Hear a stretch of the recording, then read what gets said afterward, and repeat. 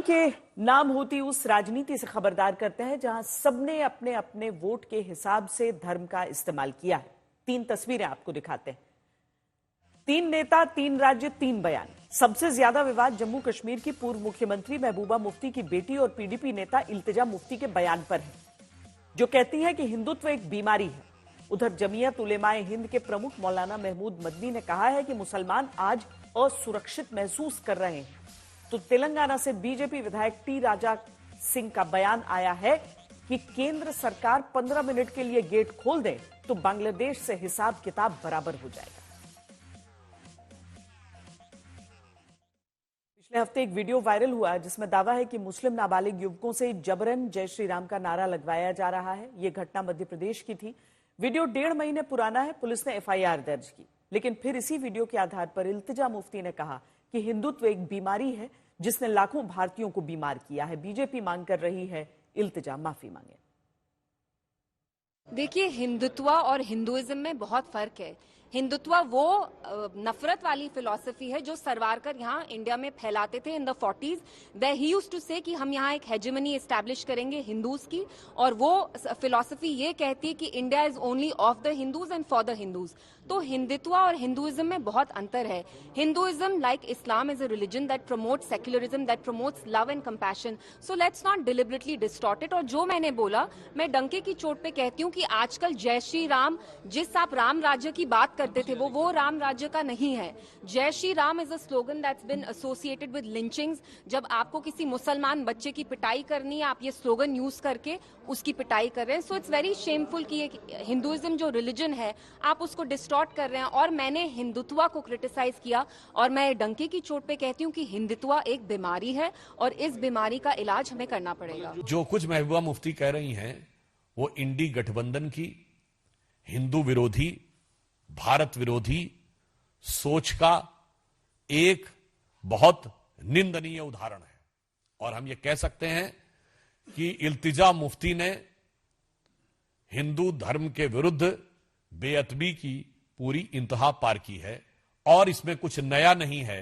ये वही है जो विपक्षी दल इंडी गठबंधन एक दूसरे के मुंह से कहलवाते रहते हैं। जिस तरह की बातें हो रही हैं देश में, जिस तरह से हिंदुत्व को लेके लोगों के साथ अन्याय हो रहा है, और देख रहे हैं आपको हमारे संभल में क्या हो रहा है। मतलब लोग गिरफ्तार होते हैं तो जेल भेजे जाते हैं, यहाँ गिरफ्तार होकर पिटाई होती है तब जेल भेजे जाते हैं। तो दुखी लोग फिर कुछ भी कह सकते हैं, उसमें क्या बात है। बहुत ही अमर्यादित भाषा का प्रयोग पीडीपी की लीडर ने किया है। इस प्रकार की भाषा का इस्तेमाल नहीं होना चाहिए।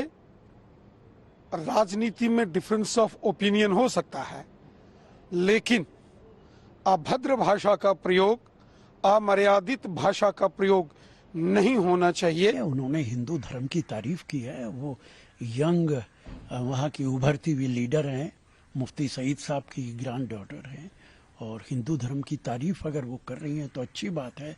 और मेरा मानना है कि एक दूसरे के धर्म का सम्मान करना चाहिए, इज्जत करनी चाहिए। इसी के लिए देश जाना जाता है। एक दूसरे को धर्म के नाम पर खतरा दिखाती सियासत के बीच खबरदार करता सत्य क्या यही है कि सिर्फ अपनी सियासत के अनुसार धर्म का मुद्दा नेता उठाते हैं? जैसे अब पश्चिम बंगाल में मुस्लिम वोट सबसे ज्यादा पाने वाली टीएमसी के विधायक हुमायूं कबीर कहते हैं कि 6 दिसंबर 2025 तक बाबरी मस्जिद मुर्शिदाबाद में बनाई जाएगी। পশ্চিম বাংলায় প্রায় 34% মুসলমান, তাদের যে আবেগ, তাদের যে মাথা উঁচু করে পশ্চিম বাংলায় বসবাস করার গণতান্ত্রিক অধিকার, সেই অধিকার নিয়ে আমি এখান থেকে একটা প্রস্তাব এই সরুলিয়া মাদ্রাসার কমিটির কাছে রাখছি। পয়সার কোনো অভাব হবে না।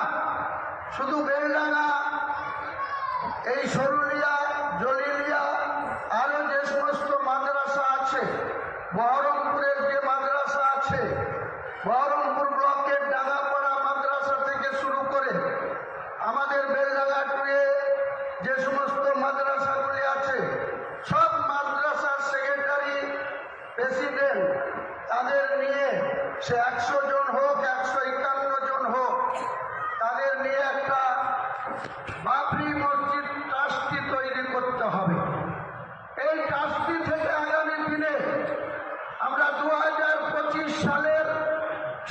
ডিসেম্বর এই বেলডাঙ্গার বুকে 2 একর জায়গার উপরে আমরা একটা বাবরি মসজিদের স্থাপন করব, যেটা মাথা উঁচু করে বাংলার মুসলমানদের কাছে আবার নতুন করে ভারতবর্ষের মানুষকে আমরা সূর্য দেখাবো যে কাফেররা বাবরি মসজিদ ভেঙেছে। আমরা আবার বাংলার মাটিতে, মুর্শিদাবাদের মাটিতে আমরা बाबरी मस्जिद प्रतिष्ठा करब। अब आपको जमीयत उलेमा हिंद के चीफ मौलाना महमूद बन्नी का बयान सुनाते हैं। मदनी की माने तो देश के मुसलमान इस समय खुद को असुरक्षित महसूस कर रहे हैं। हमने अपने आप को अंदरूनी तौर पर, दाखिली तौर पर कमजोर कर लिया है। मुल्क की मौजूदा सूरत हाल इंतहाई हसास और फिक्र अंगेज है। अफसोस के साथ कहना पड़ता है कि एक खास तबके की बालादस्ती के क़याम और दूसरे तबकात को रुस्वा करने, हाशिए पर धकेलने और महरूम बनाने की बाकायदा और मुनज़्ज़म कोशिशें की जा रही हैं। काबिल अफसोस अम्र यह है कि इस मकरूह मुहिम को सिर्फ हुकूमती सरपरस्ती ही हासिल नहीं है, बल्कि हुकूमत ही करवा रही है। खास तौर पर जब मुसलमानों की बात आती है तो उन्हें कानूनी तौर पर बेबस, समाजी तौर पर अलहदा और माशी तौर पर कमजोर बनाने की साजिशें उरूज पर है।